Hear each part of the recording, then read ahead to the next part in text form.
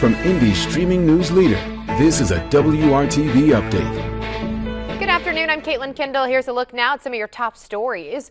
Lawyers for the first person scheduled to be put to death in Indiana in 15 years are appealing to the Indiana Supreme Court to stay his execution. Joseph Corcoran from Fort Wayne is scheduled to die by lethal injection 2 weeks from today on December 18th.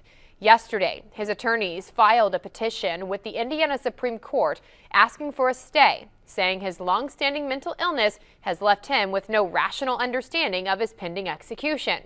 Corcoran is on death row for the 1997 murders of 4 men, including his brother.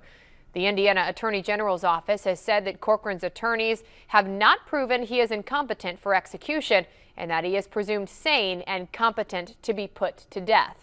We now wait for the state Supreme Court to weigh in. Happening tonight, the Speedway Parks and Recreation Department will host the town's annual event of Light the Night. It's all happening at Dallara IndyCar Factory, and activities will extend out onto the sidewalks and into Main Street. There, guests can enjoy crafts, cookies, holiday lights, and even a visit from Old St. Nick.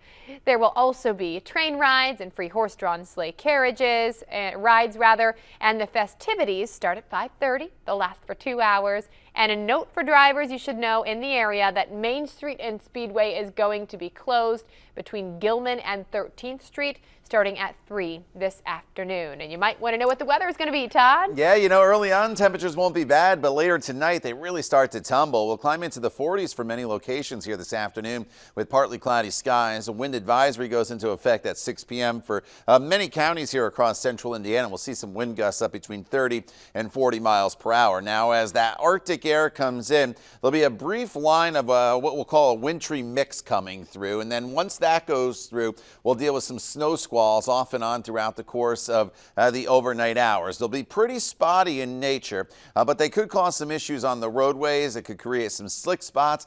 Again, not a lot in the way of snow, maybe a coating to a half an inch in isolated areas, but they will reduce visibility on the roadways as well. Keep in mind as the winds will be pretty strong. Once the front goes through, check out the temperatures or the real field temperatures you wake up to tomorrow morning.